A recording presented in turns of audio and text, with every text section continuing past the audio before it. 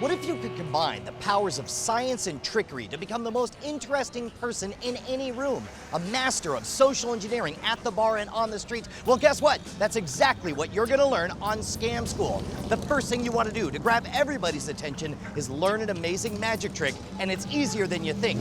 Check this out. Do you know how to vanish an object, Kelsey? You're gonna love this. Ready? 1, 2, 3. Right? I truly do and there's I truly do not. So here's all you have to do to prepare for this, and this is gonna piss you off. Lick the back of your thumb. Curl your thumb down and place the match on it so you pinch it tight. If you squeeze it nice and tight, when you let go, look what happens. Everybody squeeze in. 1, 2, 3, see, like this? Perfect, all right? You go 1, 2, 3. That's very good. And then to bring it back, it's like this. Now, the thing is, it is only impressive for one person. Yeah. Jason was not fooled by this. That was really And then bring it back, ooh, you're a wizard. Now, a trick like that will get you attention at the bar, but you gotta take care of yourself on the street. So we went to some of the top lock pickers in the country to find out which locks you should trust and which are total garbage. Back again with some of our favorite folks from the Austin Longhorn Lockpicking Club. Jagor, good to see you, and we have... Alec. Alec. All right, now Jagor was saying that you had some insights on these common padlocks that we've seen. What can you tell me about these? Yeah, so these are what we call warded locks, and you can pick them out just basically by the keyway. If you look real closely, you can tell it looks almost nothing like a standard pin tumbler lock, like what you're used to. Normally you have kind of like an S-curve to a pin tumbler lock, but these are like zigzags all the way down, Yeah, right? and you can usually see where a closest pin on a pin tumbler lock. Oh, I didn't even notice that. But with these, yeah, there's no pins at all in you there. can look straight down, like I see the bottom, and I don't see anything poking in Yeah, on the so side. it looks very different, and it doesn't look like any lock that you've probably picked before. It's worth mentioning that this particular type of lock was designed to survive harsh weather conditions, like outside sheds and stuff where it's going to freeze and get a bunch of gunk in it, and still has to work. So it's very few moving parts in this lock. It's a very open keyway, and that's the quickest way to tell. If you look into it, it's very open. You can tell everything inside there. How do they work?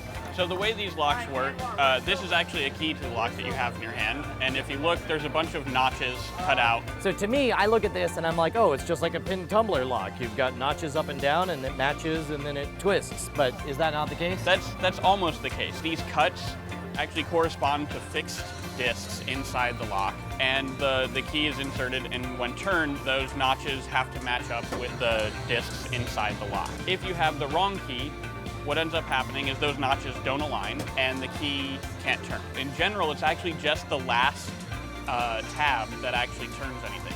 And in some cases, there are actually two. It's the last and the second to last. So is the rest of these, they're what, camouflage? They're actually there just to prevent the wrong key from turning. Forgive me if I'm jumping right to the end. It seems like theoretically, if you removed all of these other nonsense, hey, am I onto something here? Well, so yes. What we have or what a locksmith would carry is what's called a set of warded picks. Okay. And these are basically all of the potential end combinations that you could have for a warded lock. Okay. And they just stripped away the middle portion so that there's nothing actually preventing the wrong key from turning. It's always at the bottom is where the turning one is? It's always either the last tab or the second to last tab, which is why you'll notice like this one right here has two. So sometimes it will actually be both of the last two tabs. In general, if you're going up to a lock and you don't have the key, you're not going to know which one of these will correspond to it. So what you do is you just start at one end. Yeah. And you start testing them. So you're saying like virtually all warded locks can like be this opened with these 5 keys. That's a little disturbing. It's basically a master key. Okay, all right, well, prove it, bro. This one should actually, there we go. Okay, that's terrifying. May I? Can Yes. I try that? So all I'm doing is herky-jerking and then kind of working my way down. Okay, in that case, it turned but didn't open. So there is I'll give you a hint on this particular. Whoa! Nice. It's not necessary, bro. Okay, now this is great. I assume, like, are these illegal or are they difficult to get a hold of, or? No, And so it's usually judged by the same rules as normal lockpicks. It'll differ from state to state. You have to look up your local statutes. Right. But in most states, most cases, it's perfectly legal to carry those, to use them for your own locks, your own legal purposes. From what I've looked at online, it says that the big complication is if you're arrested for a crime and you have these on you, Yes. stuff gets way They ugly. become burglary tools at that point. It bumps up your crime to a felony and you're not gonna have a good time. This is great if you have one of these highfalutin fancy pants things, but can you make your own pick for this? Yes, so since the keys are actually basically what we're looking for, if you take a file to a key and just shave away the last portions. If you know what brand the padlock is, you could just go buy any warded key set to the same one and have a pretty good expectation that it'll fit. So it's not deterministic by brand. Okay. But, I mean, in general, if you look at a lock, you can usually see the key. Apparently there's only 5 options. You can usually see the key, and all you have to look at are the last 2 tabs. Okay, so this is the actual key that fits in, Yep. and then does open it. All right. Of course, if you try that key on another lock, it's not going to work. Yeah, correct. It does not work. So that's great. So let me take this and see if it's like a universal thing. God, I can't believe it. My bikes will never be safe again. Does it also work on this one? A little It's a lot finicky, trickier. but it should still work eventually. I don't know. So far, I've not seen a lot of finesse involved in warded locks. Come on. There is a trick to that one. Oh, is there? Yeah, it's going to be the last ward and then the second to last ward in that order. Oh, shoot. I would not have thought about that. Okay, so here's... I can oh, show you. have I to- can show you. Oh! In your face! USA! USA! Not Toast me bad. now! That was amazing! All right, guys, stick around because coming up we have magic tricks, bar stunts, puzzles to break your mind, and no lie, the world's strongest man. He'll destroy your brain as he destroys wrenches with his raw strength.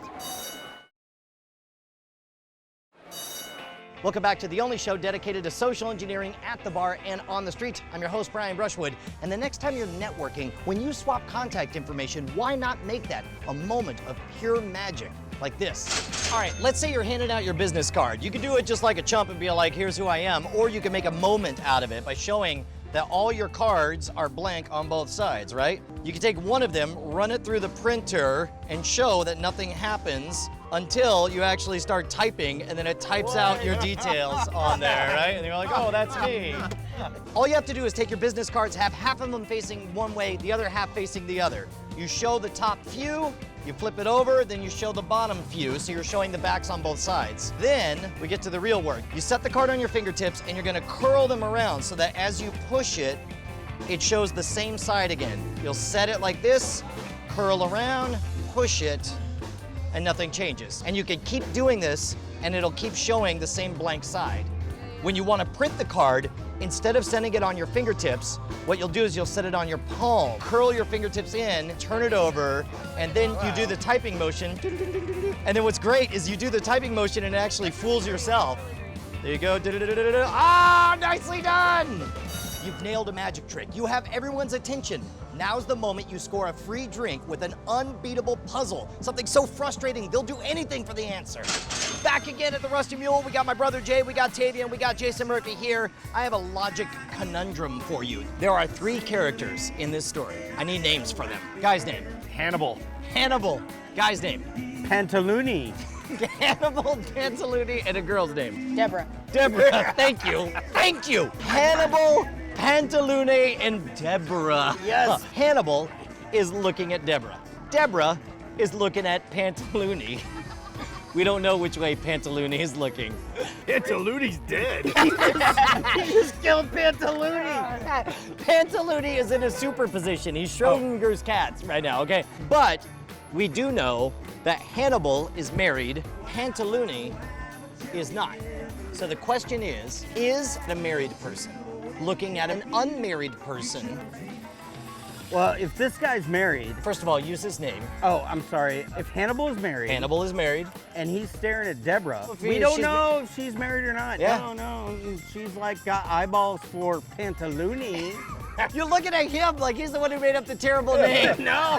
Pantalune is a shifty-eyed guy. All we know Yeah. is that he's not married. The question is who is Pantaluni looking at? Pantaluni is an unknown. No, He's a wild card. No, we that's not don't what he know said. if Deborah's married. Yeah, we don't know if Deborah's married. Pantaluni is not Pantaluni is not married. Jay's point stands because if we know Pantaluni is looking at one or the other, that would affect things. Exactly. That's my point.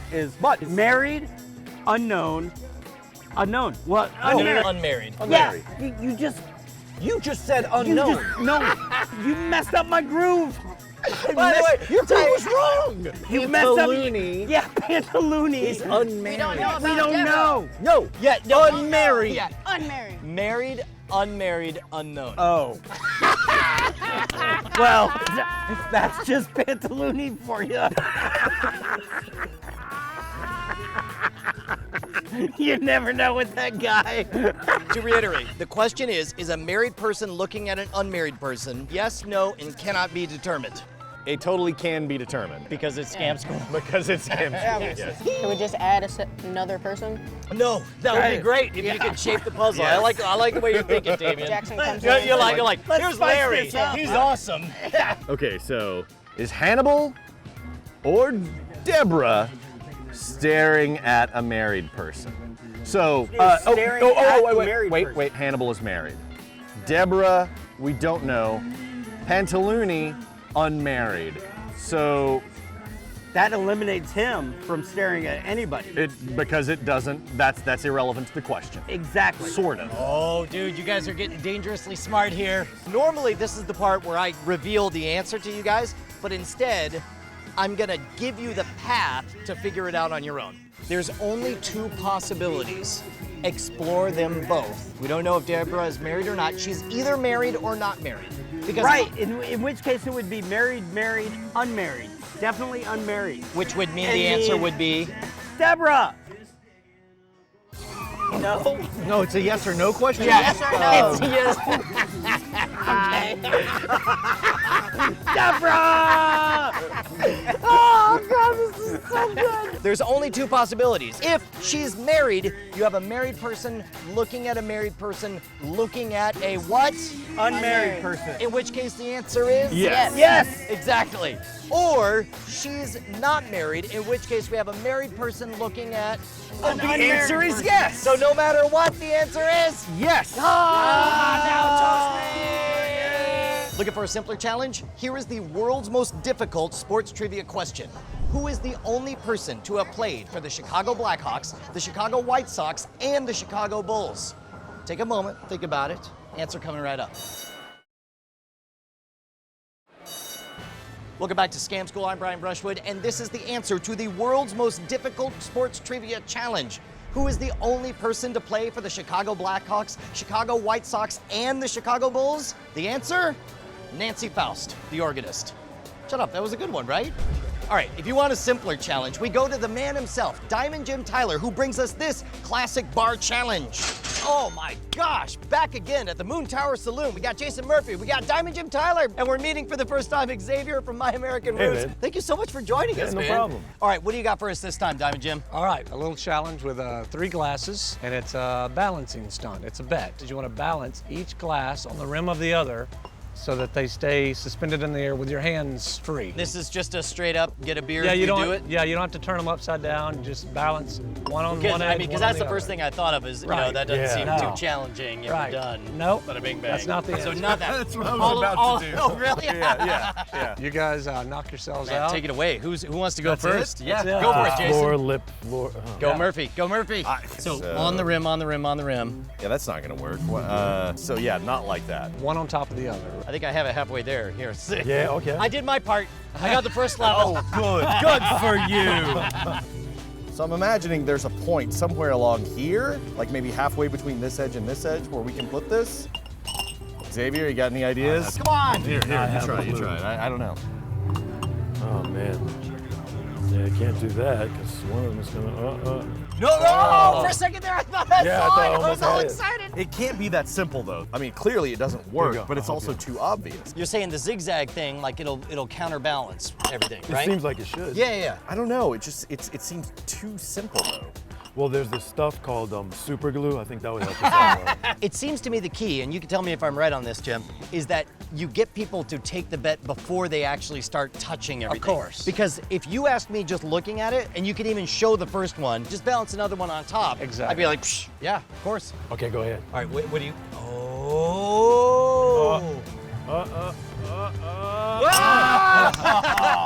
We almost had it. Close. We only have 3 glasses. Yeah, that's so fine. We don't want to break. I know. I break the keep glasses. I keep I'll expecting I'll just them kill to it. shatter. I'll buy you a All drink. Give me the answer. Well, first thing is obvious. You want to use 3 glasses that are identical. And it's best if the glasses are not tapered. These are a little bit tapered, so this makes it more difficult. Basically, you just remember 10 o'clock and 2 o'clock. Like you're driving. Right. So 1 goes at 10, and then 2, and then you'll find the sweet spot. So Oh, when you say 2, wow. oh my God, he already did it! That's not That's possible. almost 3 o'clock, but it depends on the glass. Theoretically, could you keep adding more and more? I don't know. Yeah, that's a good try it question. out. I was right. I just wasn't patient enough to make Right. it work. You have to have a perfectly level surface, right? Yeah. So this is 10 o'clock, and then this would be 2 o'clock. No, that's your 3, right? It depends on the glass. That's a Isn't that victory cool? is what that is. And it looks impossible. It's because it looks like everything's about to fall over. Your turn, go. Oh, my turn? Okay, all right. So, 10 o'clock. You want to kind of hold that other glass, and you'll feel it like lock in and balance. Feel I it, want so that bad to moment. understand why this works and what dynamics are at play. It's fine. We're fine. We're all fine here. Xavier, you officer. try it. Now, is it the 2 of this glass or of this one? 10 here, Yep. and then 2 is the 3rd glass. On these glasses, it's more 3 than 2. Yeah! Who's the only one who couldn't do it? Who's the one who's had 3 beers? That's me. Guys, try this one for yourself. It is so much more challenging than it looks. Coming up, we have the world's strongest man, but first, a simple question of geography. Which one is farther west, Reno, Nevada, or Los Angeles, California? Answer's coming. Welcome back to Scam School. I'm Brian Brushwood with the world's simplest geography quiz. Think fast. Which one is farther west, Reno, Nevada, or Los Angeles, California? The answer, of course, is Reno, because Scam School works that way. Meanwhile, you're in for a special treat because you're about to meet a Grandmaster Strongman who will not only demonstrate his skills, but teach you how to fake what he does.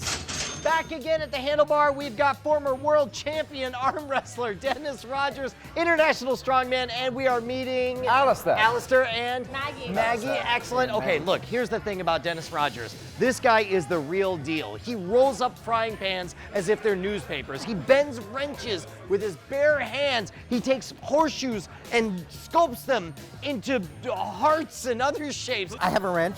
Alistair, if you look at this, it's very high quality. It's strong steel. I like to say that this is It's kind got of some meat to it. a spring steel. It's real strong. So if it flexes a little, it flexes back so it won't break, right? Right. So what I'm going to do is just wrap it. Obviously, I don't want that to stick in my hand, but it's just some suede. Just some leather to protect your it's very hand. soft. He's taking his jacket off, people. Is that you know it's real? We got cell phones out. People are grabbing it. I will never get tired of this.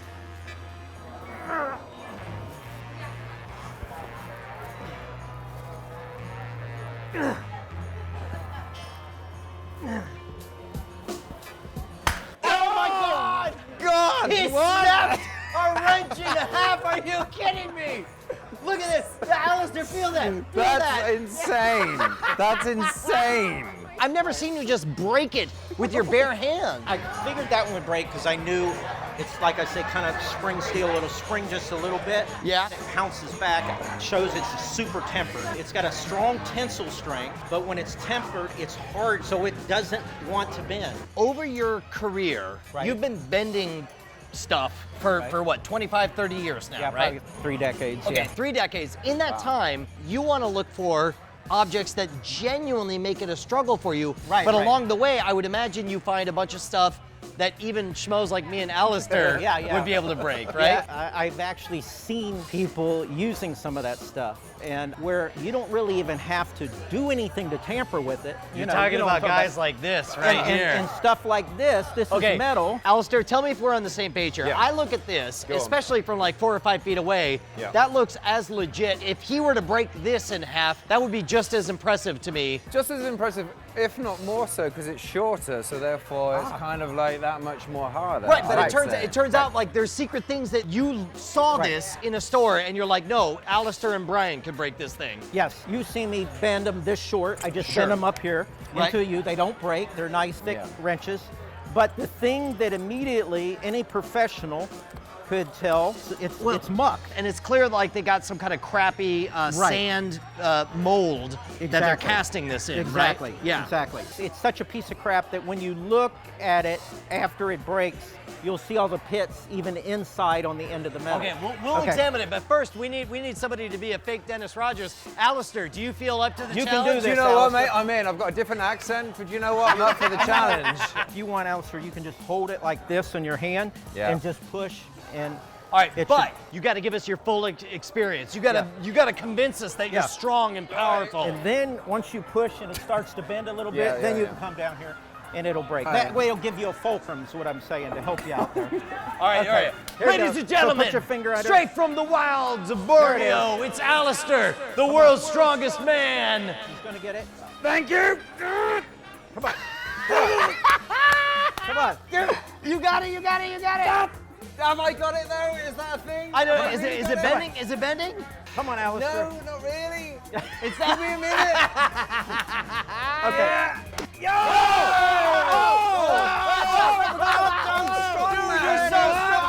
You're so strong. That's amazing. I don't. What? How did it feel at that moment? Do you know what? I felt alive. I felt alive for the first time in my life. Now, if you look, this didn't even bend. It just broke. Look at that pitted how I roll. hole. I was still impressed. Yeah, For the record, Alistair. There you go. I was still impressed. Thank you. I've learned everything from you.